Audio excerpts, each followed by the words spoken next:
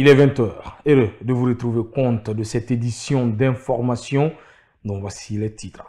Les fidèles musulmans de Guinée et du monde entier ont célébré ce dimanche l'Aïd el-Kébir ou la fête de Tabaski. Cette fête, qui est la plus importante en islam, a réuni des fidèles musulmans pour la prière matinale qui est un devoir religieux.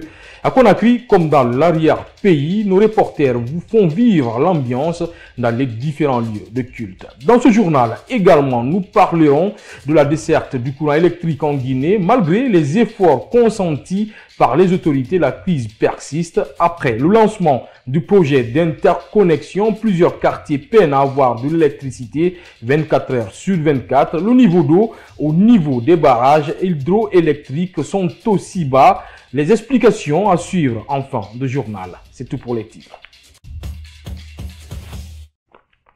Encore une fois, bonsoir et bienvenue. La grande mosquée Faisal de Conakry a été fortement envahie par des fidèles musulmans à l'occasion de cette fête de Tabaski. Des membres du CNRD, mais aussi le Premier ministre, chef du gouvernement, étaient tous présents. L'Aïd el-Kébir est célébré sous le signe de sacrifice, l'immolation d'une bête. Les messages de paix et de vivre ensemble ont été véhiculés par le sermon du premier imam, Ansoubaïlou Baldé. Imam Mamadou Saliou Kamara a dirigé la prière à la mosquée Faisal. C'était en présence du ministre secrétaire général de la présidence, le directeur de cabinet Ousmane Gawal Diallo et compagnie. Dans son sermon, le premier imam a prêché la paix, le pardon et l'acceptation entre les Guinéens.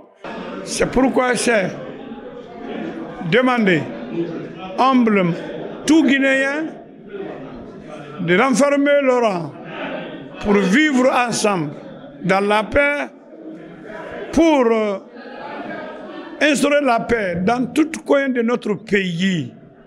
L'argent ne doit pas nous séparer, ni pouvoir politique, ni ethnie. Nous sommes musulmans. Dieu a dit subhanahu wa ta'ala, Allah subhanahu wa ta'ala a dit innamal mu'minuna ikhwa. C'est les croyants qui sont des frères. Ce n'est pas une ethnie qui sont frères réellement. Après, El Haj Mamadou Saliou Kamara est venu égorger son mouton comme le recommande l'islam. Il explique. C'est le sacrifice que Abraham a pratiqué sur son fils, propre fils. Dieu l'a recommandé, d'ordonner d'égorger son fils pour Dieu. Mais Dieu, subhanahu wa ta'ala, ne voulait pas l'enfant soit égorgé. Mais c'était pour voir force de foi religieuse qui est dans la tête d'Abraham. Abraham, quant à lui, il a essayé d'égorger. Dieu a sauvé son enfant. Cela est devenu maintenant une recommandation pour tout croyant musulman d'égorger une mouton. Les fidèles musulmans étaient fortement mobilisés pour la circonstance. El Haj Ousmane Diaby a bien écouté le sermon de l'imam.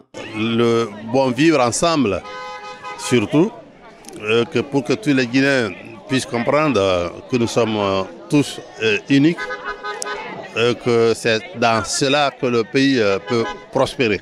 La fête de Tabaski a lieu au 10e jour du pèlerinage pour ceux qui sont allés à la Mecque.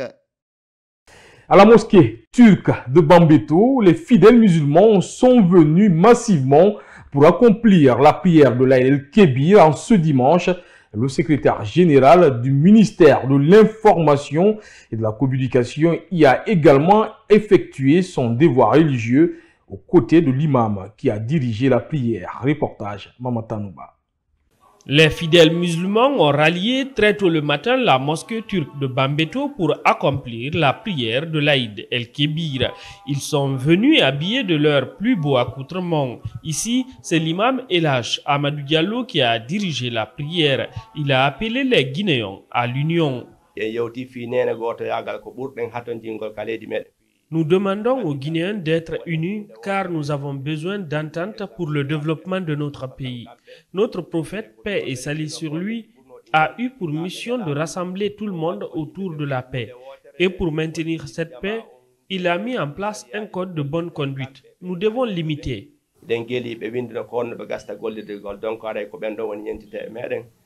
Le secrétaire général du ministère de l'Information et de la Communication, Souleymane Tchangelba, a effectué la prière de l'Aïd avec les citoyens de Koloma et de Bambeto. Il a axé son message sur le respect des opinions. Dans le contexte actuel, il faut absolument que les uns et les autres nous fassions en sorte que notre pays puisse vivre dans la paix, dans la cohésion sociale et dans le respect mutuel.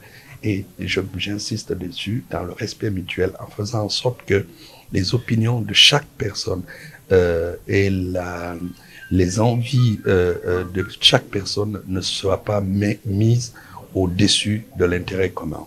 Les fidèles musulmans venus pour accomplir la prière ont également exprimé leur joie envers le Créateur. C'est des sentiments de joie, c'est des sentiments de partage en cette fête de l'Aïd al-Adha, une fête dans laquelle nous commémorons une journée importante qui s'est passée, dans laquelle le prophète Ibrahim alayhi salam a été éprouvé dans sa foi. Il a été éprouvé en lui demandant, Dieu lui demanda de sacrifier son fils et son fils l'a accepté. Donc à partir de ce moment, ce fut une grande journée pour les musulmans. D'abord une satisfaction totale dans la mesure où je me porte très bien en bonne santé. J'ai pu accomplir ce travail de Dieu et vraiment je suis très ravi de voir tous les musulmans prendre rendez-vous aujourd'hui à IDEF pour faire la même chose. Après la prière, les fidèles ont repris le chemin de leur habitation pour procéder à l'immolation de leur bélier comme le veut la tradition musulmane. Les axes routiers et les lieux de prière ont été sécurisés par les agents de la police. Une action des autorités du ministère de la Sécurité et de la Protection civile. En tout, 6 915 policiers ont été déployés à cet effet par le département sur l'ensemble du territoire national. Abdallah Kamara. Ils sont nombreux, ces policiers déployés sur le terrain pour maintenir l'ordre et la sécurité en ce jour de fête. Dans les lieux de prière, les axes routiers, ils étaient présents un peu partout. Aider les fidèles musulmans à traverser paisiblement la route pour rejoindre les lieux de prière, éviter les débordements, était leur principale mission. De Matoto mosquée Fofanaya à Dixine Terrasse jusqu'à la mosquée Faisal, ces policiers étaient à pied d'œuvre.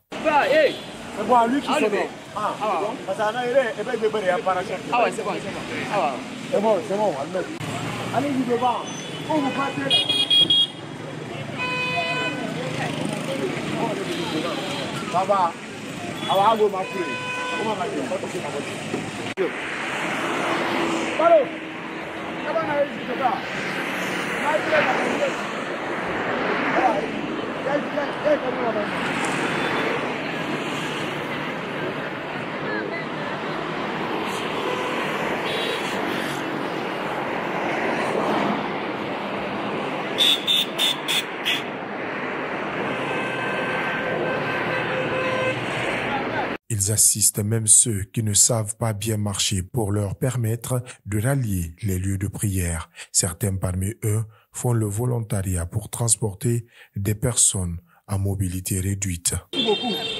Pardon. Ah, autorité, merci. Merci beaucoup.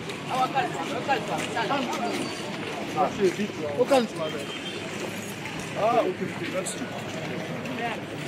Au total, 6 915 agents de la police ont été déployés par le ministère de la Sécurité et de la Protection civile sur l'ensemble du territoire national. À la mosquée Kabbalaya de Hamdallah II, c'est la même atmosphère qui a caractérisé la fête de l'Aïd el-Kébir. Vêtus de leur tenue de fête, des fidèles rencontrés étaient joyeux de vivre ce jour au nom d'Allah. En Soubaïlo Baldé, Ousmane Kamara, reportage. Nous sommes à Kabalaya, Amdalaï 2, dans la commune de Ratoma. Ici, à l'occasion de chaque fête de Tabaski, les fidèles musulmans ont pour particularité perpétuer certaines traditions ancestrales devenues très rares de nos jours. Après la prière, ils accompagnent l'imam jusqu'à son domicile. L'imam El Haj Mahmoudou Diallo explique. L'importance de ces cantiques religieuses est énorme en bienfait. Les mouvements que vous voyez les en faire commémorent la foi religieuse d'Abraham, prêt à sacrifier son fils pour Dieu. Devant les doutes de son père, Ismaël le convainc de se soumettre à la parole de Dieu. Au dernier moment, l'ange Djibril est envoyé par Dieu pour substituer un mouton à Ismaël alors que le couteau est déjà posé sur son cou. Ces cantiques, chaque musulman doit les faire durant 3 jours jusqu'au coucher du soleil.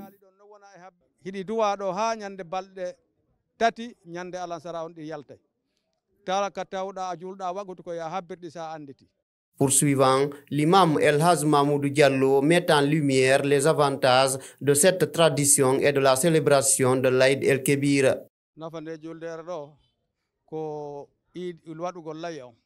L'importance de cette fête, c'est d'abord le sacrifice. Mais ce sacrifice, ne l'oublions pas, il n'est pas obligatoire. C'est une sunna perpétuée par les musulmans, mais cette sunna a beaucoup de bienfaits. Ce sacrifice se fait comme suit. Égorger tout d'abord la bête, tu partages la viande en 2 parties, une pour tes voisins et l'autre pour ta famille. Pour l'imam Mahmoudou Diallo, ce rituel est très important car il symbolise la capacité de se soumettre totalement à la volonté de Dieu. Direction l'arrière-pays, comme dans plusieurs villes de la Guinée, la prière de l'Aïd el-Kébir a été effectuée à Dinguiraye dans une ambiance conviviale. L'occasion a été saisie pour prôner la paix et le vivre ensemble pour un développement harmonieux du pays. Guénab Cham nous fait le point. C'est la grande mosquée de Dinguiraye qui a abrité la prière de l'Aïd el-Kébir ou la fête de Tabaski. Célébrée chaque année, cette fête est la plus importante de la religion musulmane. Elle coïncide au 10e jour du mois lunaire du 12e mois du calendrier musulman. Dans la mosquée de l'Haj Omar Tall, plusieurs fidèles y étaient pour la prière. Par la grâce de Dieu, elle se passe très bien. Nous sommes venus prier à la grande mosquée de Dinguiraye. Nous avons rencontré les parents, tout le monde est content et vous-même vous constatez l'ambiance. Vraiment, ça se passe très bien par la grâce de Dieu. Surtout de continuer ce que nous a légué les parents, la religion musulmane et puis la bonne cohésion sociale. À l'occasion de cette fête, des prières ont été formulées pour la paix, la quiétude sociale et l'union entre les fils et filles du pays.